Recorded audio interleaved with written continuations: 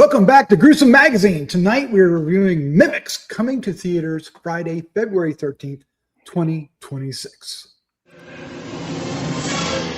Gruesome Magazine. With me tonight is my co-host, Paul Cardulo. How are you doing, Paul? I'm doing great, Paul. Oh, no, put that away. Put that away. Oh, my God, you just scared me so much. What the heck is it? All right. Well, that actually has context with the movie we're doing. Oh, it does? Mimics. Oh. Yeah, Mimics. Which, yeah, we'll get into all that really, really quickly. But before we do that, we want to encourage you to like and subscribe, share with a friend, because every click will help us find another horror fan just like you. But let's get into this. This is the poster, and that explains my comment earlier. Oh, my goodness. Mimics is directed by Kristoffer Polaha, or Polaha. Is it Polaha, you think? Or I don't know. well, we should have discussed this beforehand, but we'll go with it. And written by Marc Oakley. The cast includes Kristoffer Polaha and Mōriah, Chris Parnell, Stephen Tobolowsky. Did I say that right? And Jesse Hutch. Me and my pronunciations. If you watch Decades of Horror, you know it gets worse.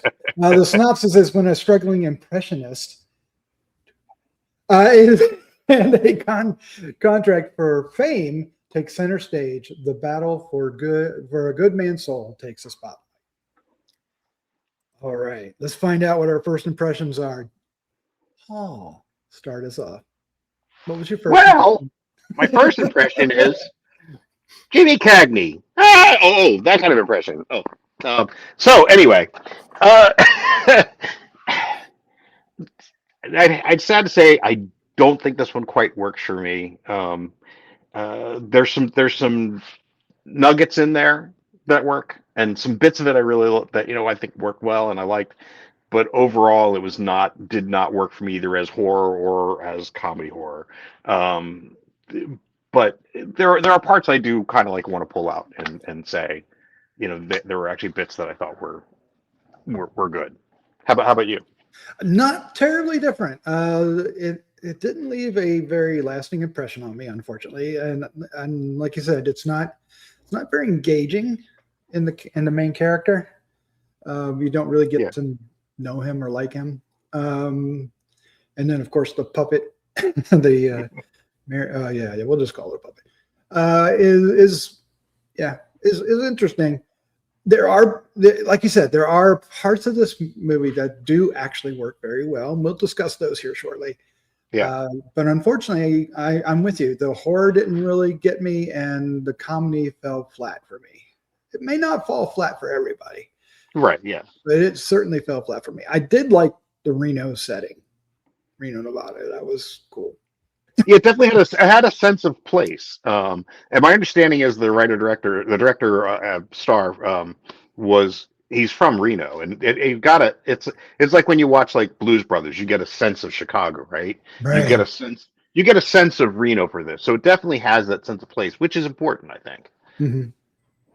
Yeah, that actually works really well. And what else works really well for me, and I think for you as well, are some of the relationships. Especially for our lead, who is Sam Reinhold, and his father Melvin, who is played by Stephen Tobolowsky. I really liked when they were together. I was more interested in them than most everything else. Although I did like Mōriah as well as Virginia Martin, his love interest, for lack of a better word. I mean, it never really gets. Oh yeah, she was. Okay, she was love interest. And she's definitely the love interest. Yeah, I liked her quite a bit. A bit. So those parts, the actual interaction between the characters, I found, more rewarding. Yeah. Which is interesting because, like I said, like I'm the same with you. Like of course, anytime Stephen Tobolowsky shows up on screen anywhere, it's great. But here, he shows up.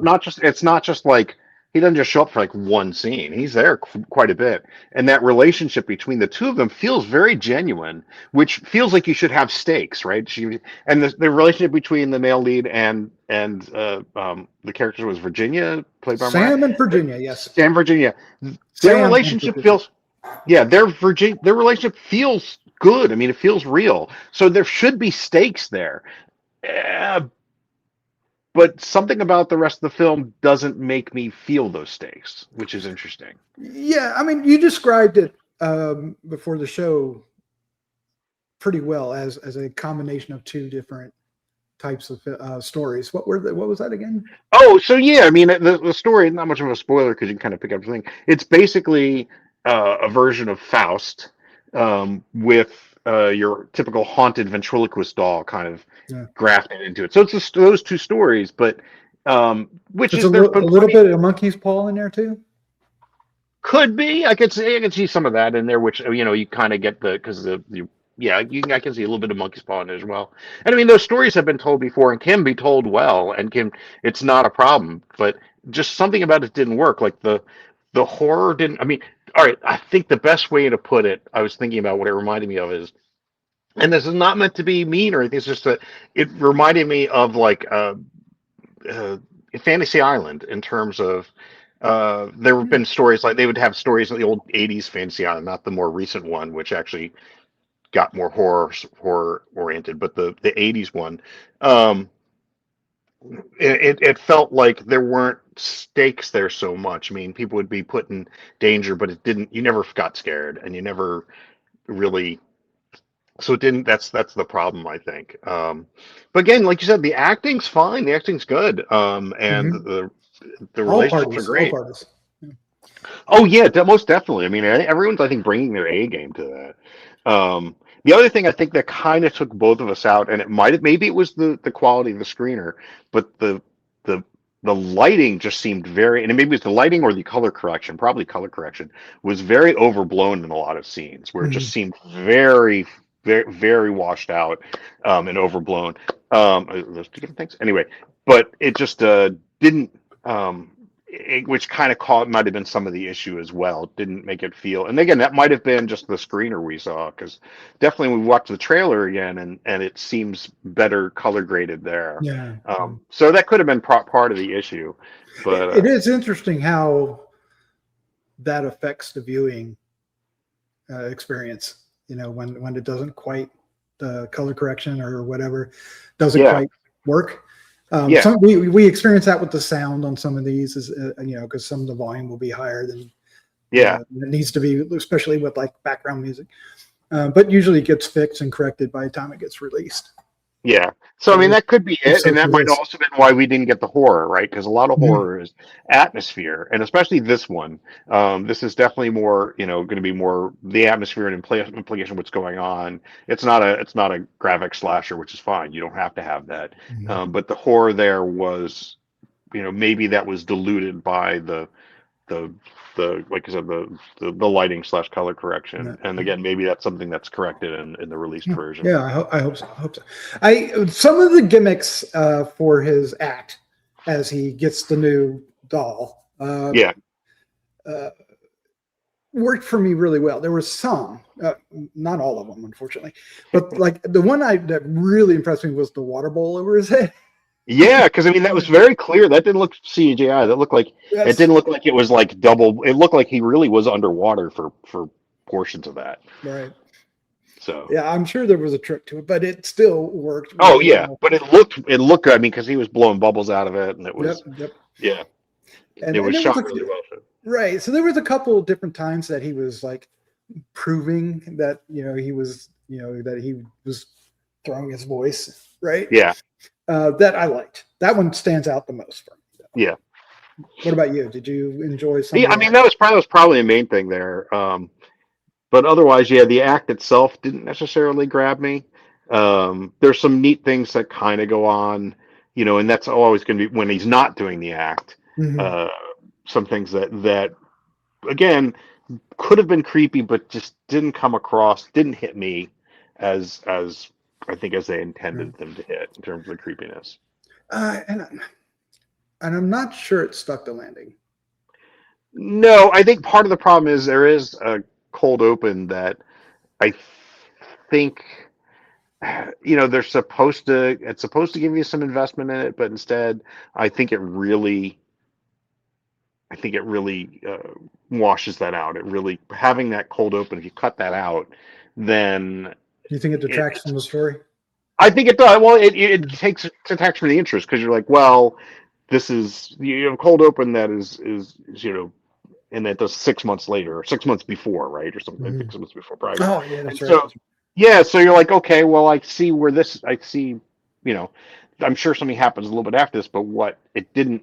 So having that there, just kind of, to me, without spoilers, that to me that almost kind of spoiled it, because you're like, okay, I kind of see where this is going to go, and Yep. so maybe cutting it off might make it more. There might be some more tension and more, because I think with one of these things, especially like Faustine stories, is, does the person break away? Does the person fully commit?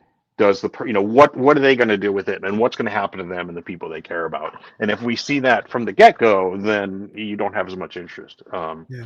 So maybe that would have been a little stronger. Right. I did like how bad his act was before he got the doll. And very bad haircut. It was but it was embarrassingly bad, which reminded me of a Night Gallery episode that we on Patreon recently from the first season, where it didn't have a ventriloquist doll, but it was just a comedian who was it was, we'll leave that hanging there, but I did like that comparison. For me, that was, that worked for me. I don't think you've seen that episode quite. No, I haven't seen that episode, but I know the general thing you're talking about. Yeah, because I liked, actually, like, the reaction of the audience when he's first doing it. They're just kind of like very polite. They're like, I think when one person might clap, but they're like, yeah, but it's awkward, right? Like, it's awkward because it's like a little small bar and a handful of people, and they're just like, oh God, this is painful. So, but it's kind of neat to see that reaction on their face. That worked really well.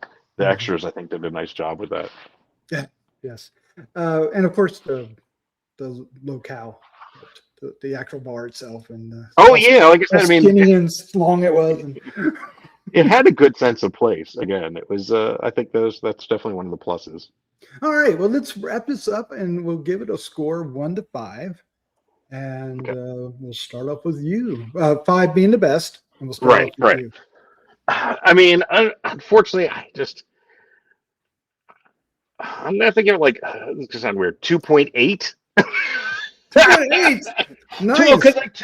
Because it's really not a 3 for me. I mean, I can't say this is one you should seek out unless they've some things that are corrected with it. But it's not terrible. I don't want to go, So I mean, 2.8 is like that. There's like, I think we talked about it. It's like on the cusp. There's some things that. That's right. We did use that word when we were watching it. Yeah, and then so it's like on the cusp of working, but not quite. And so that's a 2.8. I think is best. I'm gonna have to give. I like that. So, yeah. I like that. I was going to go with 2.5 because I was thinking, it's not a bad movie by any means, but it, like you said, it was on the cusp. So 2.5 works for me. Again, it's hitting theaters on Friday, February 13th, and I'm sure it will be streaming sometime shortly after. All right, Paul, thank you for joining me tonight. Thanks for having me on. Let's say goodnight. Good night, everybody.